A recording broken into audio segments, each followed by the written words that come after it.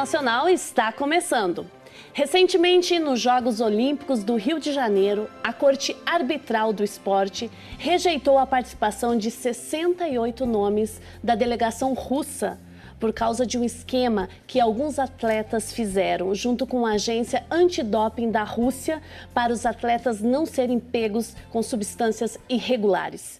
Nas Paralimpíadas, toda a delegação da Rússia foi banida.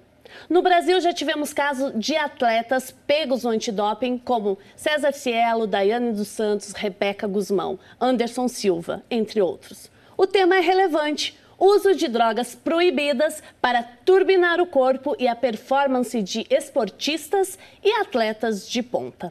Para falar sobre esse assunto, nós entrevistamos o diretor do documentário A Corrida do Doping, Paulo Marcum. Paulo, bem-vindo ao programa. Obrigado. Eu quero agradecer a sua gentileza em meio a tantos projetos que você está realizando e acreditamos que esse assunto é muito relevante. Nós estamos no calor das Olimpíadas, né, Paulo?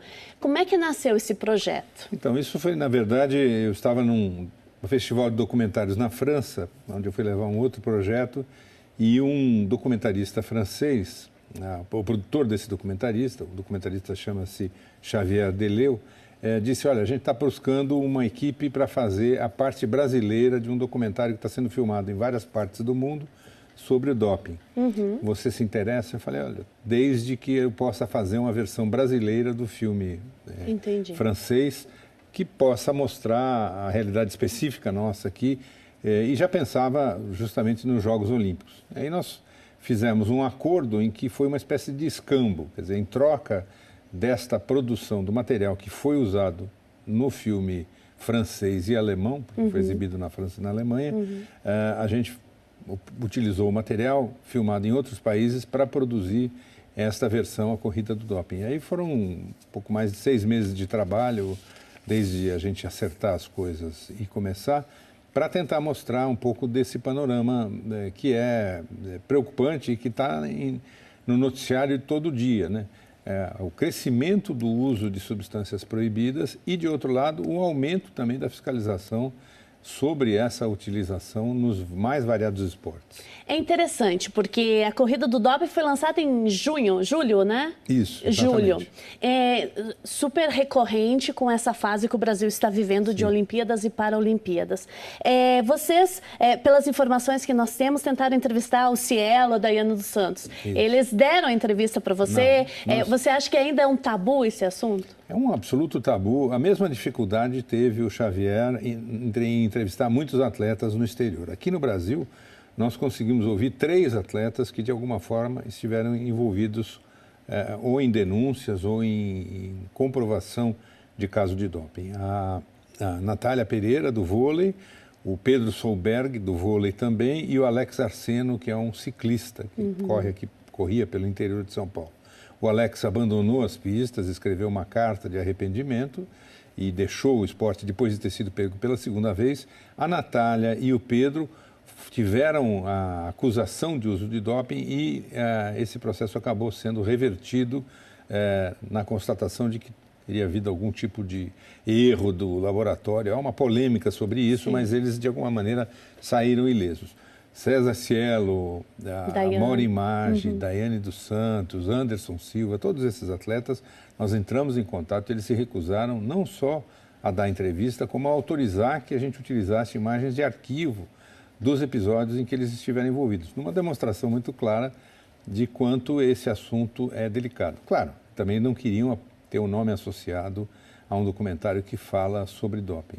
Mas é uma realidade, né, Paulo? É uma realidade, exatamente. E mais do que isso, em alguns casos, é o caso da Mori Maggi, por exemplo, ela utilizou um creme na depilação que tinha uma substância. Então, o resumo da história é o seguinte: as autoridades que controlam o uso das substâncias nos esportes têm a seguinte regra: todo atleta é responsável por aquilo que ele utiliza no corpo, ou ingere, ou se aplica.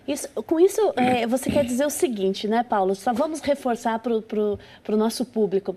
Não significa que esse esportista ingeriu alguma coisa, né? Ou mais do que isso, que ingeriu alguma coisa que é uma droga, na verdade. Às vezes, uma substância, por exemplo, que está na Neosaldina, se tomada dois comprimidos 12 horas antes de uma competição, vai acusar o doping. Agora, isso não quer dizer que não haja um esquema mundial extremamente presente nos mais diversos esportes e principalmente nas potências esportivas de utilização regular de hormônios de crescimento, testosterona, produtos que aumentam a capacidade respiratória, do próprio sangue dos atletas que é guardado, no caso do ciclismo, por exemplo, em bolsas congeladas e depois descongelado para se aplicar isso como transfusão, autotransfusão no período das competições. Porque isso acelera? Por isso melhora a recuperação do atleta. Quer dizer, ele,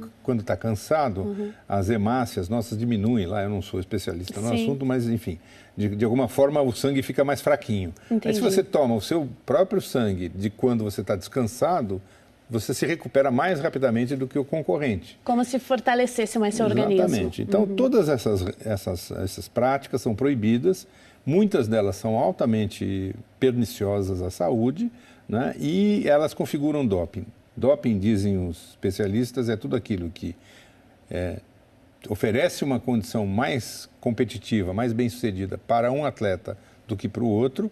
Segundo, é proibido. E terceiro, afeta a moral. Então, por exemplo, fumar maconha não melhora a performance praticamente em nenhum esporte, talvez, hipoteticamente, em algum que demande você ficar horas e horas parado sem ter o que fazer.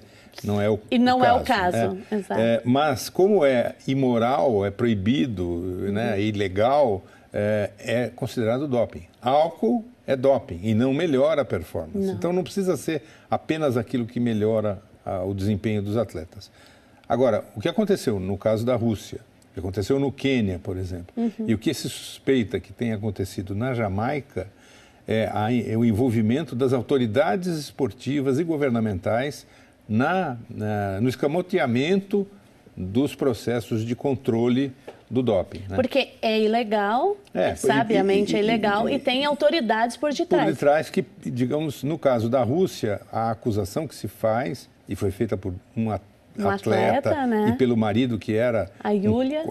Yulia Stepanova e o Vitali, o marido, que foram entrevistados para o documentário, hoje estão vivendo nos Estados Unidos. Sim. Eles mostraram e gravaram com câmera escondida o depoimento de outros colegas confessando esse esquema. O que havia lá? Havia uma espécie de laboratório paralelo em que eram feitos análises comprovando irregularmente que determinadas amostras de sangue e de urina estavam limpas, quando, na verdade, os atletas estavam usando substâncias proibidas. Por isso que a Rússia foi punida no caso das Olimpíadas. Né?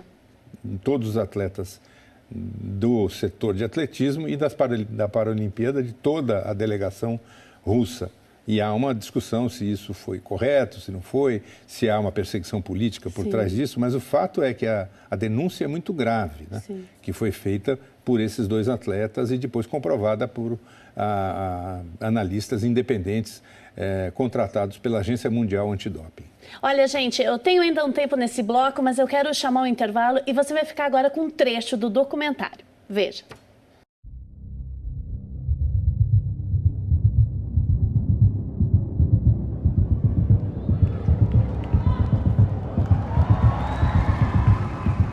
É muito incoerente com os princípios do esporte.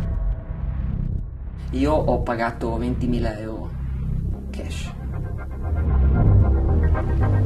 Этот результат был мной показан при помощи запрещенных препаратов ЭПО, тестостерона e esteroide.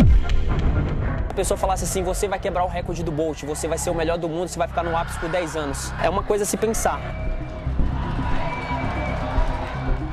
La norme, c'est se doper, la déviance, c'est pas se doper. Donc, pas normal que je me dope pas.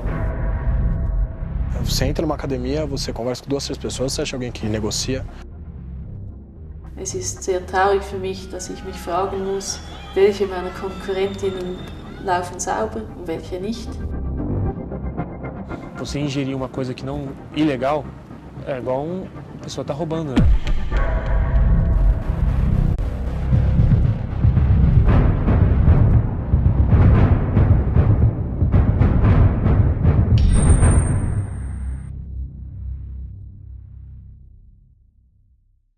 Em momento algum fomos tão fortes, velozes, precisos, destemidos, resistentes.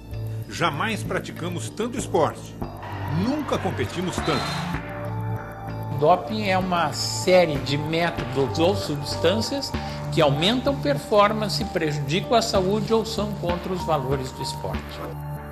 Dopagem, em geral, é vista por um leigo no assunto como uma questão sobre drogas. A verdade é que não é apenas sobre drogas, é fundamentalmente uma questão ética. A dopagem é uma fraude ao resultado esportivo. Em 2014, os laboratórios credenciados pela WADA, a Agência Mundial Antidoping, analisaram 217.762 amostras de sangue e urina. 2.287 foram consideradas suspeitas e 1.462 atletas de 109 países e 82 esportes foram punidos, 20% mais do que em 2013. Entre os países, a liderança foi da Rússia, com 148 casos, seguida pela Itália, Índia, Bélgica e França, Turquia, Austrália e China. O Brasil ficou em 9º lugar.